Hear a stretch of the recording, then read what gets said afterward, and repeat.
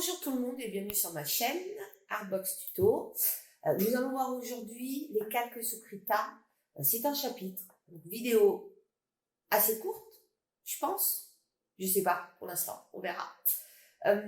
Sur la gestion des calques et l'importance des calques dans en fait n'importe quel logiciel de dessin, voire même de 3D, de montage vidéo. Les calques sont vraiment ce qui sépare le traditionnel du numérique. Donc, on va voir ensemble à quoi ils servent, comment les appliquer, quelles sont les options, etc., etc., etc. Mais avant de continuer, évidemment, si vous aimez mes tutos, pensez à vous abonner. Alors, voilà Krita à l'ouverture. Donc, évidemment, dans les vidéos précédentes que j'avais fait sous Krita, j'en avais déjà un petit peu parlé des calques, mais je voulais vraiment faire un chapitre spécial là-dessus.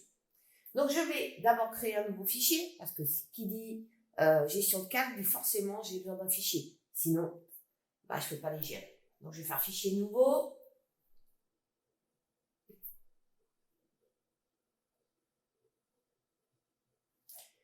Et je vais prendre un fichier standard, un A4, qu'on peut trouver là, un A4 en 300 ppi, c'est-à-dire point par pixel. Donc, ça va être le niveau de détail de votre image. Donc, plus il y a de pixels, c'est-à-dire qu'on peut aller jusqu'à 600 dans Krita, où on peut rentrer la valeur à la main, plus le dessin aura du détail.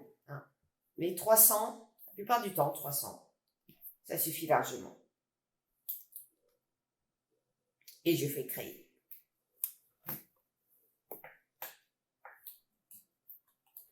Voilà, donc là j'ai mon nouveau fichier. Et si vous regardez bien à droite, il y a un onglet qui s'est ouvert. Alors j'en ai deux. En fait j'ai trois onglets.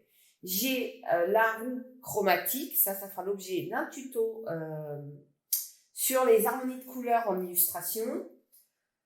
Donc on a, on a la roue chromatique qui est là. Et en dessous, nous avons la gestion des calques qui sont là, d'accord? À côté de la roue chromatique, je le rappellerai toujours, il y a les paramètres de l'outil activés à gauche. Donc là, c'est le pinceau. Donc, c'est les paramètres de l'outil pinceau. OK? Donc, à partir de là, dans Krita, il vous ouvre deux calques par défaut. Le calque d'arrière-plan et un calque de dessin numéro 1. Il faut penser les calques de cette manière-là. C'est comme si c'était des feuilles transparentes juxtaposées les unes sur les autres. Le sens, l'organisation même des calques a une importance. Le calque du dessus, il est au-dessus. Comme si vous faisiez du dessin avec des feuilles calques ou des feuilles transparentes, type cellulo. Et si vous faites votre dessin sur la feuille du dessus, les feuilles du dessous se verront toujours, donc voilà. Mais si vous les faites et vous pouvez dessiner, vous continuez de dessiner sur votre calque qui est au-dessus, votre feuille calque qui est au-dessus. Mais si vous mettez votre feuille calque au-dessus sur lequel il y a le dessin, et que vous la mettez en dessous, là, vous aurez du mal à dessiner dessus. Vous dessinerez sur la feuille calque qui est du coup au-dessus. Là, c'est pareil. Donc ça, on y reviendra tout à l'heure. Donc, on a ça. Sur cet onglet calque, vous avez aussi une autre fonction qui est appréciable, qui est en fait le mode de fusion de calque. J'y reviendrai, d'accord? Donc, c'est là où il y a marqué normal. J'y reviendrai. Et là, vous avez des filtres. Donc, c'est un champ de recherche par nom de calques ou autres, d'où l'importance de nommer ces calques. C'est ultra important de les nommer pour la simple et bonne raison, c'est que si un jour vous avez une illustration avec, 250 calques, et que votre client vous dit « Ah, mais t'as vu là, le petit truc vert là, je le veux bleu », et que vos calques s'appellent calques de dessin 1, 2, 3, 156, 158, autant vous dire pour les retrouver, ça va être compliqué. Par contre, si vous le nommez et que vous êtes au fait de votre nomenclature, et vous savez, vous saurez à quoi correspond ce calque vert. Donc, vous pourrez le rechercher par filtre. Il apparaîtra. Et comme par miracle, vous pourrez le modifier hyper rapidement. Un gain de temps incroyable. D'accord? Donc, ça, c'est le champ de recherche. Donc, on verra comment on nomme un calque, comment on le renomme. D'accord? Et en dessous, tout en bas, vous avez les fonctions, donc le petit plus pour ajouter un nouveau calque, la petite flèche à côté du plus pour ajouter d'autres types de calques. Et on verra les autres types de calques. Donc, vous allez ajouter les autres types de calques et en dessous, les masques. Donc, ça, pareil, on les verra. Les masques, à quoi ils correspondent. Mais peut-être pas forcément sur cette vidéo-là, peut-être sur une autre vidéo qui va être sur les calques, mais plus avancée. Hein. Donc, je verrai, ça dépend du temps que ça prend. Hein. Parce que là, je suis déjà à 5 minutes. Et ensuite, vous avez là 2 flèches, une en haut, une en bas. C'est pour réorganiser vos calques, les descendre de niveau, les monter de niveau. Ça vous évite d'avoir à les déplacer avec votre stylet, si vous avez un petit peu de mal à les déplacer avec votre stylet. Je le sais, par exemple, c'est super pratique quand vous avez une petite tablette type iPad ou, alors iPad non parce que Krita ne fonctionne pas sur iPad, que vous avez une petite tablette type Yuan, la dernière née pas de Yuan, d'XP Pen, pardon, ou une tablette Samsung hein, qui marche bien, ou alors il y a d'autres marques qui les font, hein, les MacPad, etc. Vous avez plusieurs marques qui font des tablettes autonomes. Vu que l'écran est assez petit, ces flèches, c'est bien pratique pour déplacer les calques. Et là, vous avez tout ce qui est en lien avec le calque sélectionné. Donc, c'est les 3 petits traits là. Vous avez la possibilité de le renommer là. D'accord. Gérer son opacité. Donc, ça, on verra tout à l'heure. Gérer le mode de mélange, donc le mode de fusion qu'on a vu tout à l'heure. Son étiquette de couleur. Donc, ça veut dire quoi? Ça veut dire que vous pouvez associer une couleur. Vous avez vu que du coup, la couleur, elle change là. C'est visuel. C'est pour vous. Si vous voulez regrouper des calques, par exemple, vous avez une très grosse illustration et vous avez, par exemple, on va reprendre l'illustration des Jeux Olympiques. Il y a la Tour Eiffel, il y a le Stade de France, il y a énormément de choses. Il serait peut-être judicieux que, par exemple, tout ce qui a trait à la Tour Eiffel, vous lui appliquez une couleur, etc., etc. D'accord? Et ses propriétés. Est-ce qu'elle est visible ou masquée? Est-ce qu'elle est verrouillée ou pas verrouillée? Est-ce qu'elle est héritée en alpha? Donc, ça, on le verra ou pas. Ou est-ce qu'elle est en alpha verrouillée? Ça, on le verra ou pas. D'accord? Et les canaux actifs. Donc, les canaux actifs, c'est quoi? C'est les couleurs. Hein, donc, en illustration, en impression même, hein, dans tout ce qui est impression. Donc, PAO, publication assistée par ordinateur, vous avez 2 modes de colorimétrie. Enfin, vous avez plus que ça, mais les 2 gros modes couleurs, je vous parle. Vous avez le CMJN, cyan, magenta, jaune, noir, pour tout ce qui est imprimable. Et vous avez le RGB, le rouge, vert, bleu, c'est ce que j'ai là, qui est pour tout ce qui est Internet, écran, télé, etc. D'accord? Donc, si vous faites une illustration qui est destinée à l'impression, vous la mettez en CMJN, même si c'est de moins en moins viable apparemment. Et si vous la destinez pour Internet, pour les réseaux sociaux, pour une vidéo ou autre, vous mettez en RGB. Ça, on le verra, ça fera l'objet d'un tuto à part entière. Hein, justement, en plus, les erreurs à éviter en illustration, pour l'impression, etc. Ça fera l'objet d'un tutoriel. Donc ça, vous n'y touchez pas en règle générale. Hein, à proprement parler, juste pour vous dire, moi, si cet onglet, j'utilise jamais. C'est-à-dire, j'utilise tout ce qui est directement dans l'onglet calque. J'ouvre pas cette option. Hein, mais je vous la montre parce qu'elle existe. OK. Donc, première chose, renommer son calque. Donc, pour le renommer, vous double-cliquez sur le nom. Enfin, vous cliquez vite 2 fois sur le nom et vous le renommez. Donc là, moi, je vais le renommer, je vais mettre brouillon, par exemple. Et j'appuie sur Entrée. D'accord? Donc, j'appuie sur Entrée. Sur les tablettes, il suffit juste de cliquer à l'extérieur et ça suffit pour valider. Hein, parce que là, moi, je suis sur une tablette Cintiq accordée à mon ordinateur, mais j'ai aussi une petite tablette Samsung. Donc, elle, je clique à l'extérieur et hop, c'est validé. Donc, j'ai mon brouillon. Donc, j'ai un seul calque, d'accord? Mon arrière-plan, lui, est verrouillé. Ça, c'est par défaut. Alors, on le voit parce qu'il y a un gros cadenas là qui me dit que mon calque est verrouillé. À mes élèves, je leur dis bien de ne pas utiliser ce calque, de le laisser vierge, d'accord? On n'y touche pas. Pour la simple et bonne raison, c'est qu'il est verrouillé par défaut. Autant ne pas y toucher. Et en plus, si vous regardez bien, il y a une petite différence entre les 2 calques. Lui, il est blanc. Lui, il est à damier. Retenez bien. si vous avez un calque à damier comme ça, c'est un calque qui est transparent. D'accord? C'est-à-dire que là, il n'y a rien. C'est le vide, c'est le néant. D'accord? Tandis que là, lui, il est blanc. Hein? Alors, vous allez voir que pour l'illustration, c'est ultra important de travailler sur des calques transparents.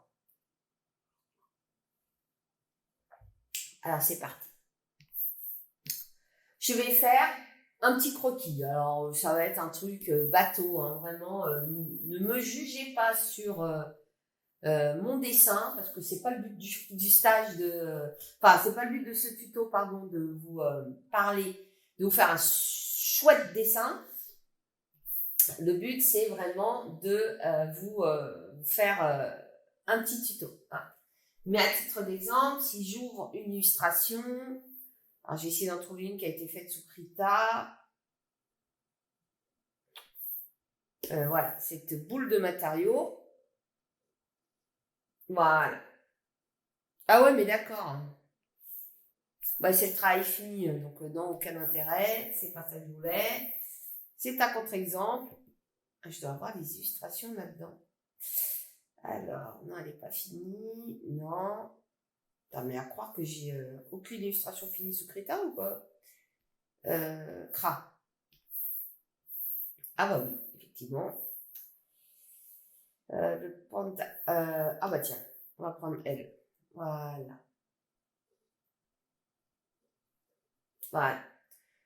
Donc là, vous voyez que j'ai différents calques. D'accord? Donc ils sont nommés, hein, sauf lui, que j'ai oublié de nommer. Casquette marron. Hop là. Voilà, marron.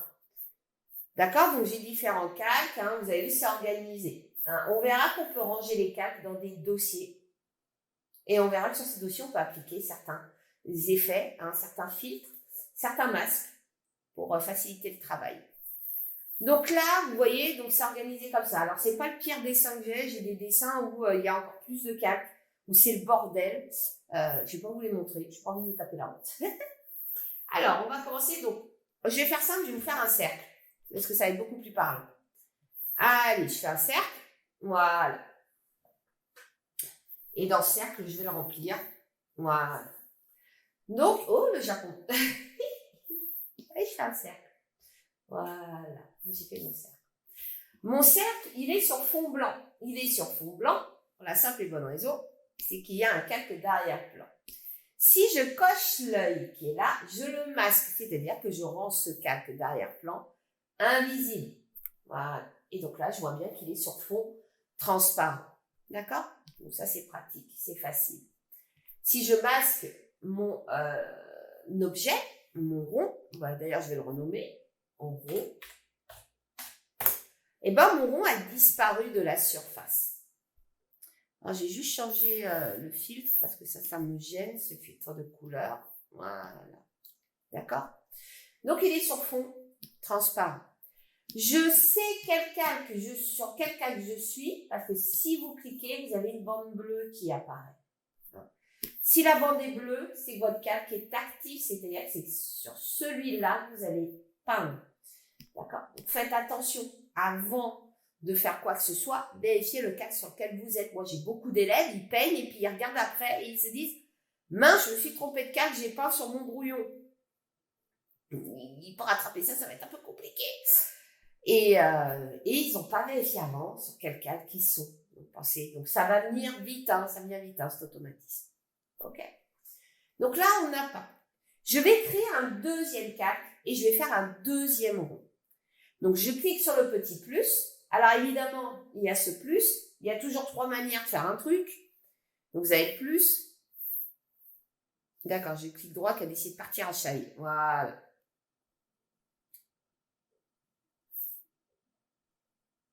Ah, d'accord, on peut pas là. Bon.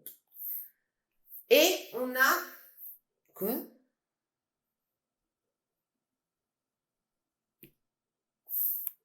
Ah, oui, d'accord. Et on a la possibilité aussi de rajouter nouveau, ajouter un calque de dessin. D'accord? Et vous avez un petit raccourci là qui vous dit la touche insert. Vous avez vu? La touche insert de votre clavier, si vous êtes sur un ordinateur, vous permet de rajouter un calque de dessin.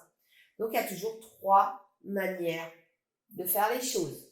D'accord? Soit le petit plus, soit le menu là-haut, calque nouveau, calque de dessin, soit la touche insert de votre clavier.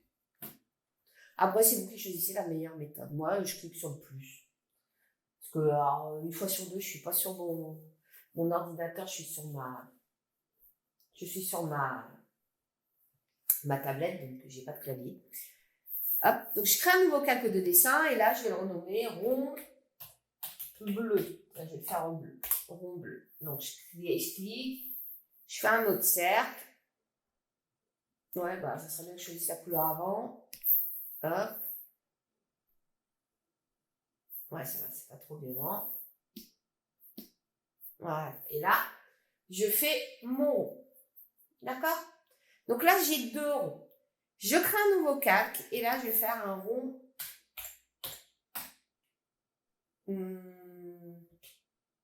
violet. J'aime bien la couleur violet. Violet. Alors évidemment, je vous fais des ronds, c'est hyper sexy. Hein. Certains auraient peut-être préféré que je fasse une super illustration pour ce tuto, mais c'est pas le but. Le but, c'est vraiment la compréhension du calque. C'est pas de vous en mettre plein la vue avec des super dessins. Ça, on aura l'occasion de le faire plus tard. La vantarde. Excusez-moi. Donc là, on a nos 3 cercles, d'accord? Si on regarde bien, ils sont agencés d'une certaine manière. Je vais prendre ma croix. Vu que lui, il est tout au-dessus de la pile, si je le bouge, il passe au-dessus de tous les autres calques. Le rouge, comme il est derrière, eh ben, il est derrière. Ok? Donc ça, c'est relativement simple. On va faire les oreilles de Mickey. D'accord? Donc je vais mettre, je vais le remettre un peu comme c'était avant. C'était bien plus parlant. Donc une fois que j'en suis là, maintenant on va pouvoir jouer là-dessus. Si je veux déplacer mon calque rouge, je clique sur les petites flèches, je le monte, je le descends et vous voyez qu'il a un impact. Donc je vous laisserai. Je vous conseille de vous familiariser avec l'agencement des calques parce que plus vous allez avoir de calques, plus ça va être compliqué. Ok? Maintenant, une fois qu'on en est là, vous voyez qu'ils se superposent. Ils se superposent pour la simple et bonne raison, c'est que par défaut, le calque de Krita, il est en opacité. 100% en mode normal. Donc en mode de fusion normal. Donc c'est comme si vous faisiez de l'acrylique et que vous recouvriez avec de la peinture acrylique hyper dense, vous recouvrez direct. C'est-à-dire qu'on ne voit plus ce qu'il y a en dessous. Il y a moyen de jouer là-dessus, évidemment. Il y a moyen de faire apparaître de la transparence et il y a moyen aussi de faire en sorte que les calques interagissent entre eux. C'est-à-dire que le calque du dessus peut venir assombrir le calque du dessous ou au contraire venir l'éclaircir, etc., etc., etc. C'est ce qu'on va voir maintenant. Donc nous allons voir comment jouer avec déjà l'opacité du calque. Vous allez voir, c'est très rapide. Je prends par exemple mon calque violet. Et là, vous avez vu, juste au-dessus, il y a marqué opacité 100. Si je baisse l'opacité, le calque devient transparent. D'accord? Il devient transparent. Alors, j'enlève le blanc derrière parce que ça me gêne, ce blanc. Il devient transparent. D'accord? Plus je vais baisser l'opacité, plus il va devenir transparent. Et vous avez vu que quand il est sur le calque rouge, ça va venir du coup teinter légèrement de violet ce rouge. D'accord? Vous voyez? Donc plus je monte, plus ça se reteint, plus il y a de densité de couleur. Voilà. Je peux faire pareil avec le bleu. Et je peux même mettre, par exemple, je vais mettre le bleu en haut et je vais le mettre à cheval sur les 2 calques. Vous voyez, comme ça. Et vous avez vu que le bleu va venir teinter le violet et le rouge. Et vous avez vu ce que ça donne au milieu, ça donne la couleur bleue. Parce que c'est une interaction avec le violet. Comme dans le violet, il y a du bleu. Voilà, c'est les mélanges des couleurs. Donc ça fait ressortir le bleu du violet. Ok? Donc voilà. Par contre, évidemment, si je baisse l'opacité du calque qui est tout en dessous, il ne va pas interagir avec les 2 calques au-dessus, Parce que c'est toujours, l'interaction se fait toujours du calque du dessus vers le calque qui est en dessous. Rarement du calque qui est en dessous vers le calque qui est au-dessus. C'est logique. Donc, c'est toujours le calque du dessus vers le calque qui est en dessous de lui. Ok? Hop. D'accord? Hein? Prenez, par exemple, c'est tout bête, hein. Vous prenez un chat qui fait 12 kilos et un chat qui fait 2 kilos. Si le chat qui fait 2 kilos est au sol, le chat qui fait 12 kilos, quand il va se mettre dessus, il va l'écraser. Par contre, si le chat qui fait 12 kilos, il est au sol, le chat qui fait 2 kilos, lui, il va pas lui faire grand mal, hein, au chat, s'il se met dessus. Bah là, c'est pareil. C'est exactement pareil pour les calques. Faites attention à ça. L'ordre des calques est vraiment très important. Donc ça, c'était la transparence. Ça va vite. Vous avez vu? C'est rapide. Maintenant, nous allons voir ensemble les modes de fusion. C'est-à-dire comment les calques peuvent interagir autrement que par la transparence. Alors, je ne vais pas tout vous montrer dans les modes de fusion, parce que dans Krita, il y en a à peu près une quarantaine, et vous jouerez avec vous-même, hein, mais je vais vous montrer les principaux, ceux qu'en illustration on utilise le plus souvent. Je vais remettre mon calque blanc. Donc, je vais prendre mon calque bleu, par exemple, d'accord? Et lui, je vais lui dire, je vais vouloir modifier ça. Donc, les modes de fusion se trouvent là où il y a marqué le mot normal. Et si vous avez déjà bien balayé votre Krita, vous avez vu que vous avez un autre normal là-haut. Cet autre normal-là, c'est le mode de fusion d'un pinceau. Donc ça, j'y reviendrai plus tard, d'accord? J'y reviendrai dans un tuto sur justement les brosses bis 2. Un deuxième tuto sur les brosses, avec notamment les modes de fusion des brosses et comment customiser vos brosses. Hein. Mais ça, j'y reviendrai plus tard. Donc, on a le mode normal là.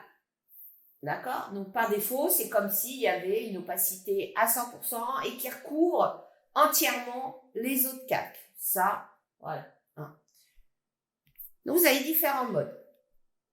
Nous avons des modes pour éclaircir. Alors, ce qui est un peu dommage, Krita, par rapport à Photoshop, c'est que Photoshop, c'était classé par type. C'est-à-dire les modes de fusion qui éclaircissent, les modes de fusion qui assombrissent, les modes de fusion qui inversent, etc., etc. Là, c'est un peu rangé, surtout là en bas.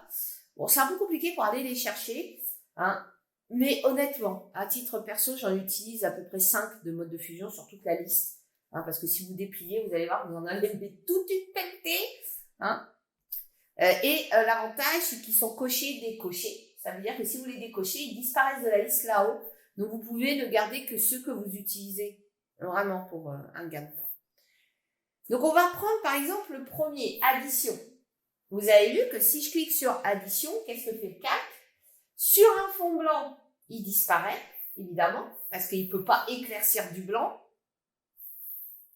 Mais vous avez vu qu'il s'est amusé à éclaircir les deux autres couleurs. Et si vous regardez bien, que vous avez un petit peu en tête la théorie des couleurs et comment les couleurs fonctionnent, comme mon rond était bleu, il va éclaircir le bleu dans mon violet et il va rajouter du bleu, il va éclaircir le rouge en rajoutant du bleu. Donc, je me retrouve avec une couleur qui est beaucoup plus bleue là où il y a mon violet et une couleur qui est violette là où il y a mon rouge parce qu'il éclaircit en rajoutant du bleu.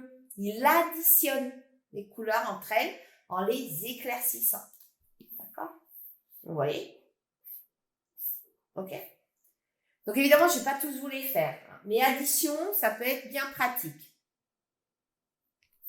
On a assombrir. Assombrir lui fait l'inverse. D'accord? Il va assombrir la couleur en y rajoutant le bleu. Alors, évidemment, dans le violet, ça ne se passe pas grand-chose. Pour la simple raison, c'est qu'il y a déjà du bleu dans le violet. Donc, il ne va pas pouvoir assombrir plus le bleu qu'il y a présent. Et là, dans le rouge, il vous crée un espèce de noir-vert, hein, ce qu'on appelle un noir trichrome, noir-vert. Hein. Donc, voilà, parce que comme il n'y a pas de bleu dans le rouge, lui, il assombrit bêtement. Hein. Donc, vous en avez en fait plusieurs, hein, densité plus, ouais, qui pareil va venir assombrir. Mais vous avez vu, ça n'a pas d'impact sur le blanc.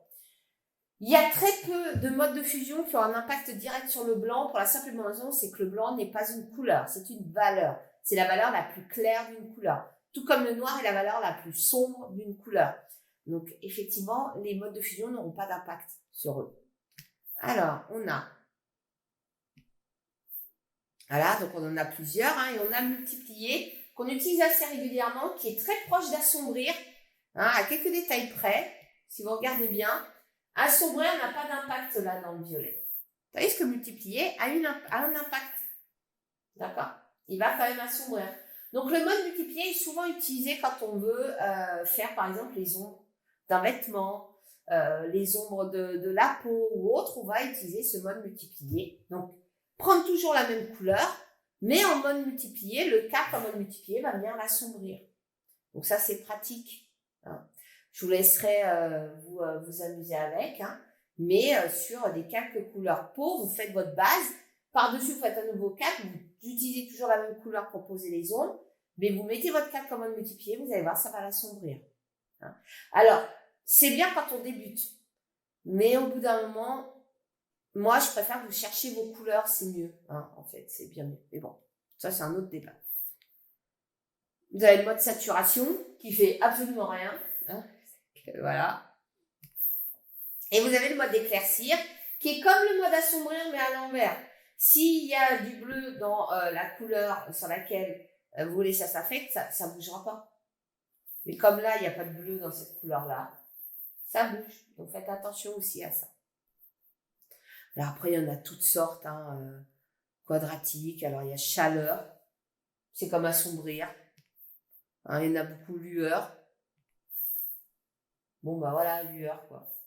Donc, je vous laisserai les tester. Et il y en a un qui est incrustation là. Que moi, j'aime bien aussi, incrustation. J'utilise des fois de temps en temps. Ça permet d'incruster une couleur entre elles. Alors, c'est un peu comme assombrir. Là, pour le coup, là. Un peu comme assombrir. Mais en moins violent. Alors là, ça marche parce que la couleur, elle est plus sombre. Évidemment. Je vais me remettre en mode normal et je vais créer un 4e calque. Avec une couleur assez claire, pour qu'on puisse bien comprendre. Donc, je vais prendre un jaune.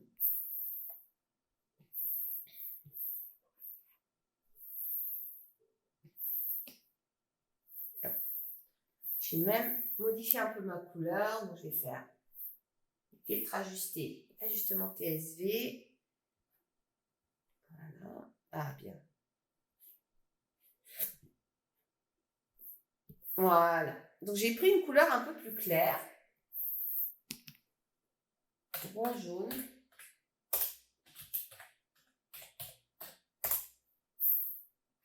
Et je vais voir, par exemple, comment va fonctionner le mode incrustation. Vous avez vu? Donc, si la couleur est plus claire, elle va éclaircir. D'accord? Le mode incrustation incruste une couleur dans une autre. Si la couleur que vous voulez incruster là est plus claire que la couleur qui est en dessous, ça va éclaircir. D'accord? Donc, tout est une question aussi de valeur, du plus clair au plus sombre.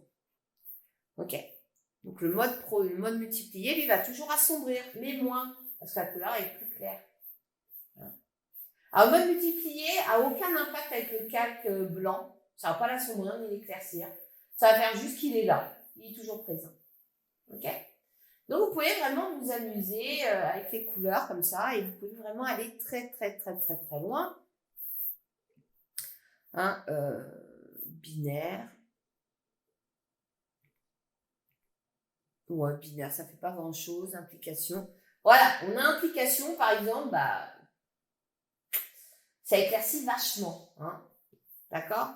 Donc, faites attention à ça. Et évidemment, en plus de ça, vous pouvez jouer sur l'opacité. C'est-à-dire que si vous voulez que cet effet soit moins violent, vous baissez l'opacité et vous avez ce genre de choses. D'accord? Pareil pour le mode multiplié. Si vous voulez que ça soit moins violent, on baisse l'opacité. D'accord? Donc, les deux sont compatibles l'un avec l'autre. Donc, évidemment, le but, c'est que vous essayez à peu près tous les modes de fusion, pour voir comment ils réagissent entre eux. Mais pour info, personne ne les connaît par cœur. Alors, si ceux qui les connaissent par cœur, je trouve que c'est une perte de temps, honnêtement. Souvent, on en garde 4 ou 5 qu'on utilise et puis le reste, on tâtonne. Moi, il m'arrive encore de tâtonner, de chercher mes modes de fusion. Il n'y a aucun problème là-dessus. Ok? Donc ça, ce sont les modes de fusion de calque. Alors évidemment, dans mes autres tutos, surtout, mais tout ce qui est tuto un peu plus poussé, il va y avoir des tutos sur des boules de matériaux, par exemple, sur les vêtements et tout. À ce moment-là, j'en utiliserai des modes de fusion, je vous dirai lesquels, etc., etc. Pourquoi faire. Donc voilà. Mais là, c'était juste une entrée en matière. Ok, donc ça sont les modes de fusion. Je vais garder mes ronds, je vais tous les mettre en mode normal. Hop, en opacité 100. Puis je vais les replacer à peu près correctement. Voilà. Et puis je vais le mettre par là. Donc maintenant, j'ai ça. Donc maintenant, ce qu'on va faire, c'est qu'on va travailler les petites icônes qui sont à côté. Nous allons voir ensemble les petites icônes qui sont à côté. Donc les fonctions qui affectent le calque en lui-même, sur lequel vous êtes. D'accord, le calque sélectionné. Nous avons le premier qui est en fait le calque de verrouillage. Donc ça veut dire quoi? Ça veut dire que ce calque-là, vous ne pouvez plus rien faire dessus, à part rien. Vous ne pouvez plus le déplacer, vous avez vu. Et surtout, vous ne pouvez pas peindre dessus. Vous avez vu, vous avez cette petite icône qui apparaît, ce rond rouge barré. C'est que c'est interdit, vous ne pouvez pas peindre dessus. D'accord? Donc ça veut dire que si ça vous arrive, réfléchissez. Votre calque est verrouillé. Je déverrouille, je peux de nouveau dessiner dessus. D'accord? Alors évidemment, je peux dessiner partout. Parce que le calque, lui, il y a une couleur, mais en fait, le calque, il correspond à tout le plan de travail. Il ne correspond pas uniquement à la zone qui est peinte. Hein, vous avez vu que dans la vignette, vous avez de la transparence autour. Attention, pensez à regarder les vignettes de temps en temps. Hein. Hop, par exemple, si je fais ça, ben vous voyez que la vignette, elle change parce qu'elle a pris en compte le tout petit trait que j'ai fait là. D'accord? Donc, ça veut dire quoi? Ça veut dire que si, à un moment, vous vous dites, bah tiens, c'est bizarre, j'ai un trait quelque part, mais je ne sais pas sur quel calque. Regardez les vignettes. Si les vignettes sont plus centrées sur l'objet, c'est qu'il y a un élément perturbateur sur le côté. Hop, j'enlève. Et vous avez vu, ça s'est recentré. Ça, c'est super pratique d'ailleurs dans Krita, ça. Donc, il prend en compte tout le plan de travail. Donc, je peux laisser partout. On verra que ça peut changer.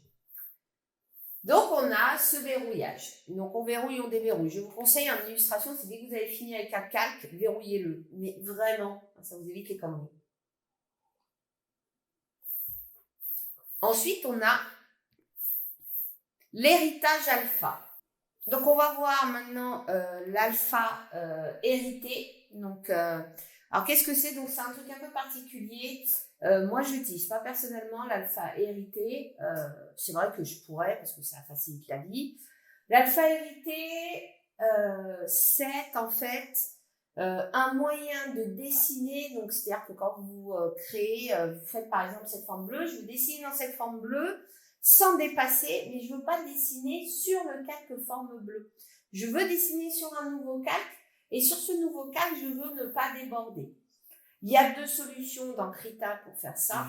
Nous avons ce qu'on appelle le masque de transparence que moi j'utilise parce qu'il est modifiable à souhait. Donc ça, c'est pratique. Et vous avez aussi l'alpha hérité, c'est-à-dire ce qu'il y a là. Donc ça veut dire quoi? Ça veut dire que ça, je vais vous le montrer maintenant.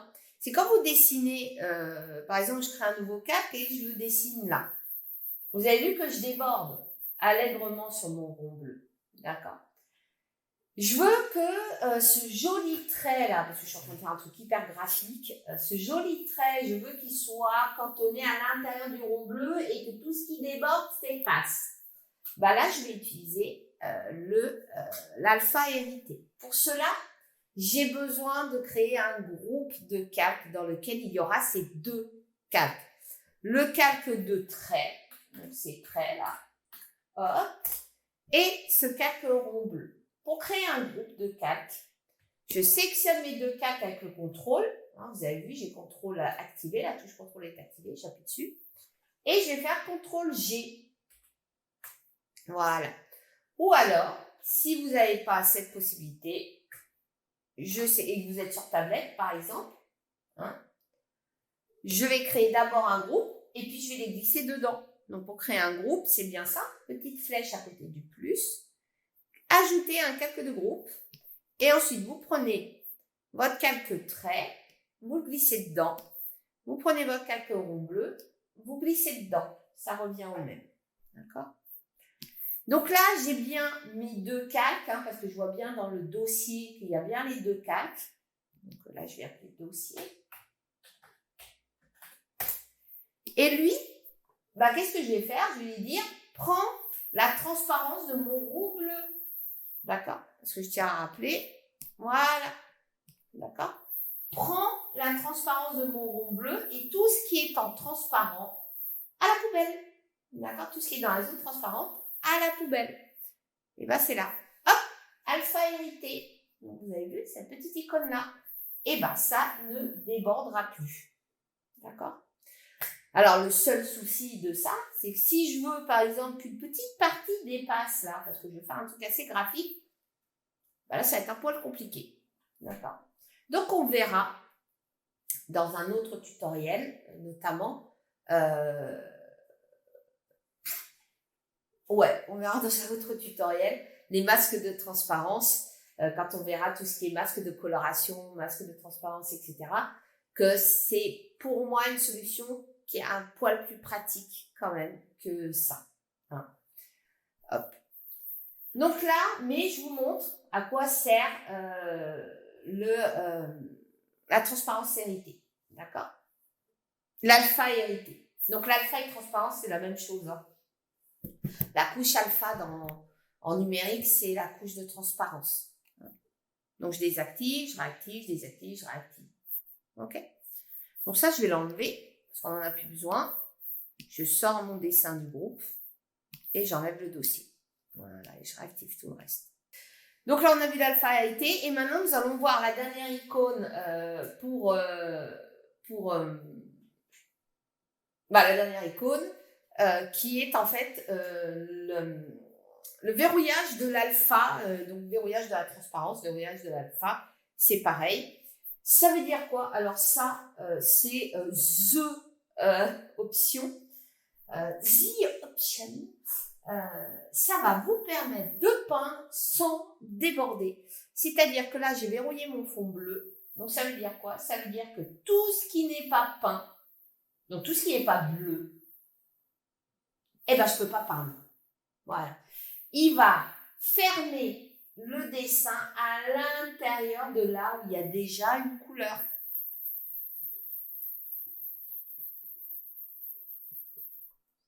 Donc, je ne peux pas déborder. Si je fais pareil avec mon rond jaune, je me mets bien sur mon rond jaune. Par contre, vérifiez bien que vous êtes sur le bon.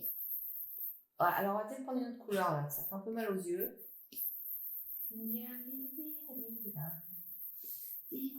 Alors, je peux essayer avec tous les pinceaux du monde. Je ne peux pas déborder. Et alors, si on zoome, oui, alors il y a un petit liseré blanc. C'est le pot de peinture. On verra plus tard comment on peut corriger ça. Vous avez vu, c'est vraiment au pixel près. Donc, c'est super propre. D'accord? C'est vrai que dans Krita, c'est l'inverse. Les touches pour zoomer, dézoomer. Donc ça, c'est verrouiller la transparence. Donc c'est super pratique. En illustration, je n'utilise quasiment que ça. Verrouiller la transparence. Évidemment, on verra plus tard avec le masque de transparence qu'on peut être encore plus sécure. On peut aller encore plus loin. Mais c'est vraiment l'option de malade pour ne pas déborder. D'accord? Donc voilà. Donc ça, c'était les petites options qui étaient à côté. Donc nous avons vu ensemble le mode de fusion, la gestion de l'opacité, la gestion des calques entre eux. Nous allons juste terminer avec ces petites options qui sont là, qui sont le calque de dessin, le calque de groupe, de clonage. Après, vectoriel, filtrage, remplissage et calque de fichier. Ça, on va venir voir, mais c'est pas forcément la partie la plus importante sur ces gestions de calque. Donc, on va voir les options qui sont dans la flèche à côté du plus pour tout ce qui est calque. Les masques, ça sera plus tard. Donc, on a déjà le premier qu'on a déjà vu par défaut qui est là, qui est ajouter un calque de dessin. C'est-à-dire, vous rajoutez un nouveau calque. C'est l'équivalent du petit plus à côté. D'accord? ou la touche insert. Ensuite, vous avez la possibilité de rajouter un calque de groupe. Ça, je vous ai montré avec l'héritage, l'alpha hérité, donc cette petite icône là, au milieu, petite icône là au milieu, que vous avez la possibilité de créer des groupes. Des groupes, c'est quoi? C'est un dossier dans lequel vous allez ranger vos calques. Alors, évidemment, ce dossier ne sert pas qu'à ranger les calques. On verra plus tard qu'on peut lui appliquer des effets, des filtres, des masques pour que ces masques, ces filtres et autres affectent tous les calques qui sont dans le groupe. Donc ça aussi, c'est super pratique. Donc, je vais créer un calque de groupe. Donc, mon calque de groupe, alors, ce qui est un peu chiant dans Krita, c'est que vous savez que vous êtes en calque de groupe juste sur cette rikiki icône qui est là, qui est en forme de dossier. Hein. Vous savez ce que dans Photoshop, c'est carrément l'icône, elle est carrément là. Donc ça, c'est bien plus pratique. La taille des vignettes, c'est vrai que je ne vous en ai pas parlé, mais là, vous pouvez régler la taille des vignettes, bon, on s'en fout.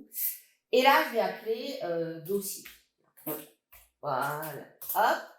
Et je vais glisser un calque dedans. Donc, pour le glisser, vous le prenez, vous le mettez dessus et vous avez vu, vous l'avez glissé.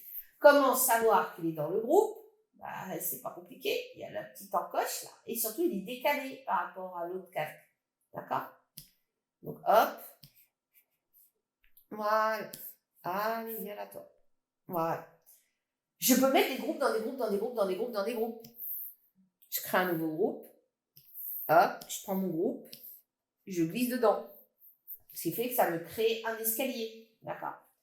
Alors, évidemment, l'intérêt de mettre des groupes dans des groupes, dans des groupes, dans des groupes, dans des groupes, c'est quand vous avez un fichier avec 400 calques.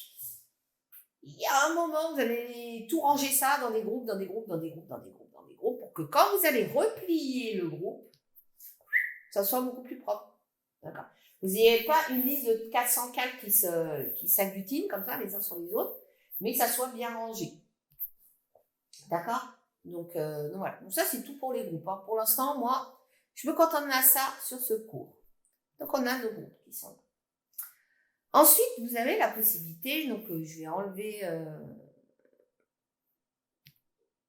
je vais sortir ce dossier du groupe. Donc, pour le sortir du groupe, hein, vous glissez et vous avez vu qu'il y a une barre bleue qui apparaît. Hein, donc, c'est pour vous dire là où elle va se poser. Donc, oui, je l'enlève. Je n'ai pas besoin. Vous avez ensuite un calque de clonage. Alors, qu'est-ce que va faire ce calque de clonage? En fait, c'est l'équivalent.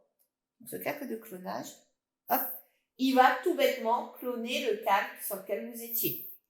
Vous avez l'équivalent qui est juste là, qui est en fait la même chose. Ajouter un calque de clonage.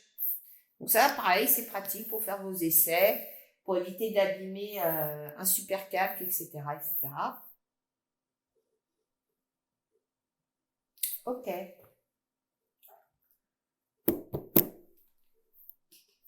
J'ai un problème avec Krita, moi. Il n'arrête pas de planter. En plus, c'est pas la dernière version, parce que la dernière version, quand je dessine, il y a un décalage de 20 pixels. Super. Et il n'y a pas vraiment de solution. Hein. J'ai réinstallé les drivers, j'ai tout fait, j'ai éteint le PC, j'ai réinstallé la dernière version de Krita. Que dalle.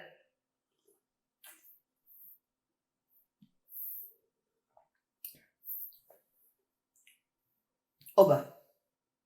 Bon, après, c'est pas très grave. Hein. Je pense que c'est parce que je clique sur cette petite icône là que je devrais pas. Donc, comme je vous ai dit, là, ça sert à cloner. D'accord? À dupliquer, hein, les deux petites, l'icône avec les deux feuilles. Ok? Donc, ensuite, on a calque de clonage. On a un calque vectoriel. Alors, sans rentrer vraiment dans les détails de ce qu'est le vectoriel, je vais vous résumer. Sur Krita, vous êtes sur un logiciel qui dit matriciel. Alors, on sait que c'est matriciel. Pourquoi? Parce que quand vous zoomez à fond, on a des pixels. D'accord? Donc, les pixels, ce sont des petits carrés qui correspondent à une couleur. Hein? Donc, évidemment, plus vous avez votre fichier qui est avec un PPI gros, là, on est à 300 PPI, plus ces pixels vont paraître petits, donc plus il y aura de détails. Donc, on est sur un logiciel matriciel. Le logiciel vectoriel, lui, comme Illustrator et Inkscape notamment, ou InDesign d'ailleurs, sont des logiciels dits vectoriels. Pourquoi? Parce qu'ils ne fonctionnent pas à base de pixels, mais à base de formules mathématiques. Tangente, sinus, cosinus, etc., etc. Je vous sors pas la formule mathématique pour le vectoriel, vous allez pleurer. Ça veut dire quoi? Ça veut dire que quand vous tracez un trait, il vous fait un trait, il vous tralisse, même quand vous zoomez à fond dedans. Et vous avez la possibilité de jouer sur ce trait, de l'agrandir, de le réduire sans aucune perte de qualité.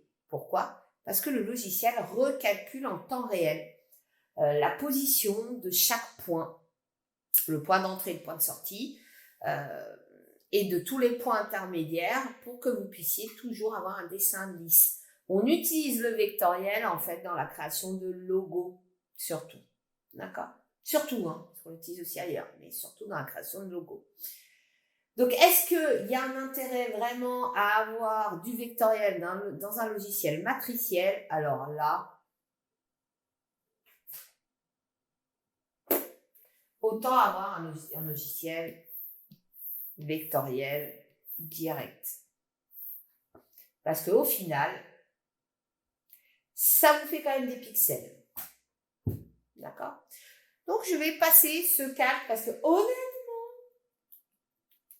en illustration, ouais, non.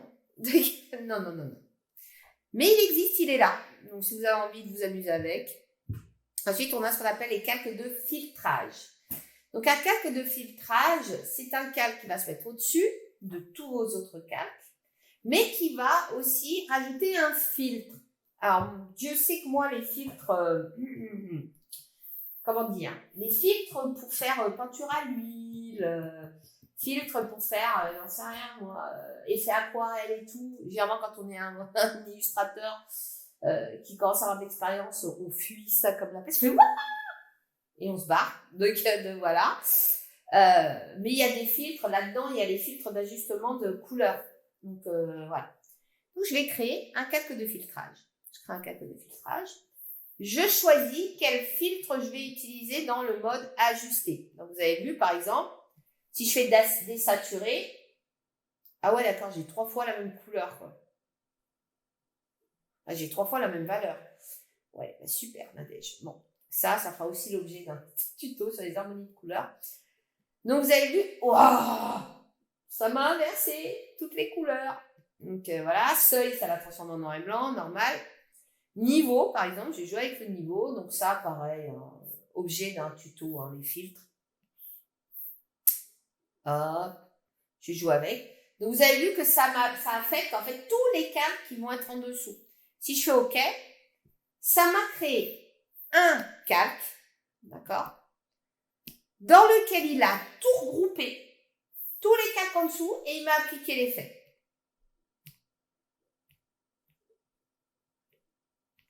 Alors, on verra qu'il y a mieux que ça, d'accord? Parce qu'au final, une fois qu'il est appliqué, bah, vous ne pouvez plus rien faire dessus. D'accord? Parce que, qu'est-ce qu'il vous a fait? Il vous fait juste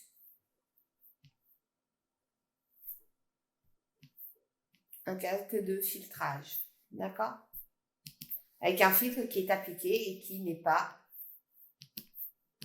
modifiable. D'accord? Donc, c'est pas forcément oufissime, là, pour le coup. Faut être sûr de soi. Hein? Calque de filtrage. On verra, masque de filtrage, c'est différent et c'est bien plus intéressant. Mais on verra ça sur un autre tuto. Donc là, le calque de filtrage. Enfin, on a un calque de remplissage, comme son nom l'indique. Il est bête et méchant. Il remplit. Avec des motifs, un dégradé ou une couleur. Après, vous pouvez jouer avec. Hein. Voilà. Incrustation. Moins incrustation. Waouh. Une moquette. Pareil, ce calque de remplissage, au mieux, il préférait autre chose que ça. Hein. On verra qu'il y a d'autres manières de faire que ça, qui sont bien plus intéressantes et qui sont modifiables aussi. Hop. Voilà. Et enfin, ajouter un calque de fichier. Alors ça, c'est super pratique parce que ça vous permet d'importer un fichier dans ce document. Hein. Alors, on verra qu'il y a une autre option. On peut aller le chercher dans le menu là-haut. Là où on peut aller importer un fichier. Donc, on va aller chercher le fichier. Donc là, on peut carrément lui mettre un nom. J'en sais rien, moi. Autre. Je ne sais même pas ce que je vais importer, en fait. Et là, sur la petite encoche, j'ai cliqué dessus. Et vous avez vu, il m'ouvre mon explorateur. Excusez-moi. Ah, je suis déjà dans le dossier image. Waouh, c'est dingue ce qu'il y a comme truc dans mon dossier image. Fan art. Oh, bah tiens. Je vais importer Gabi. Là, je décide si je veux pas d'enregistrement, pas de redimensionnement, redimensionner à la taille de l'image ou adapter à la résolution de l'image. Bon, bah moi je mets pas de redimensionnement. Hein, voilà. Oui, en fait, mon fichier faisait un A4, donc il m'a pris en fait toute la place. Hein. Donc voilà, donc il m'a rajouté un nouveau fichier. Donc évidemment, après, avec toutes les options qu'il y a, je peux modifier sa taille, je peux le déplacer, etc., etc. Hein? Quoi?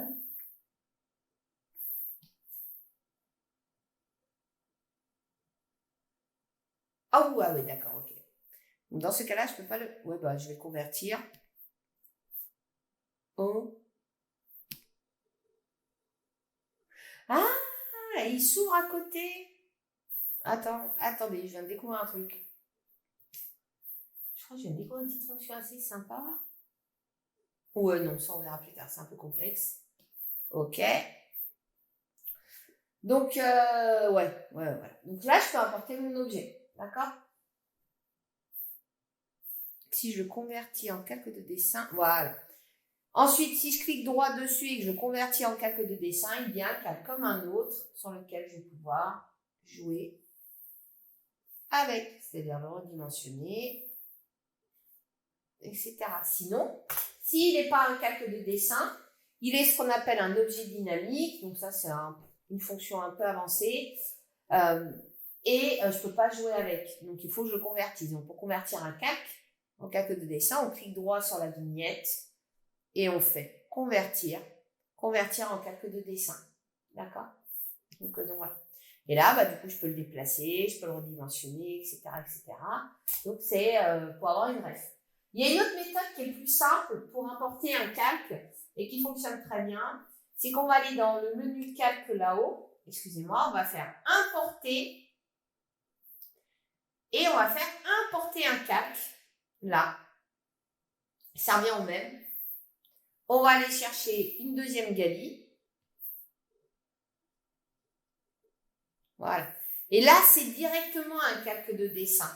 Donc, l'avantage, c'est que j'ai directement accès à toutes les fonctions de modification, de transformation, etc. parce que c'est déjà un calque de dessin. D'accord? Donc, c'est bien mieux que de passer par là. Alors, on verra plus tard que ça peut être pratique, ça, importer un calque de fichier pour un truc. Et ça, c'est pas pour tout de suite. D'accord? Donc, voilà. OK? Hop. Donc, on a fait le tour, si je dis pas de bêtises, ouais, sur tout ce qui est ajouter un calque 2. Et on a fait le tour sur ce petit tuto sur ce dossier calque, hein, sur cet onglet calque. Il n'y a pas grand-chose d'autre à dire là-dessus, sur le dossier calque. Hein. Après, pour terminer, ah oui, si, il y a d'autres trucs. Moi, 1 heure déjà. Non, on va le... Dans un deuxième temps, dans une deuxième vidéo, je vous parlerai justement de ce qu'il y a dans le menu calque, c'est-à-dire comment on fusionne des calques, comment on les convertit, on a déjà vu ensemble comment on les groupait, modifier les métadonnées, etc., aplatir les calques ensemble, donc c'est là à peu près la même chose que les fusionner. Et on verra aussi, c'est des fonctions qui se retrouvent dans le clic droit là. Donc ça, on verra dans un deuxième temps, donc sur le tuto 2 des calques. D'accord? Donc je vais vous laisser pour aujourd'hui et je vous dis à bientôt. Pensez à vous abonner à la chaîne si vous aimez mon travail. Au revoir!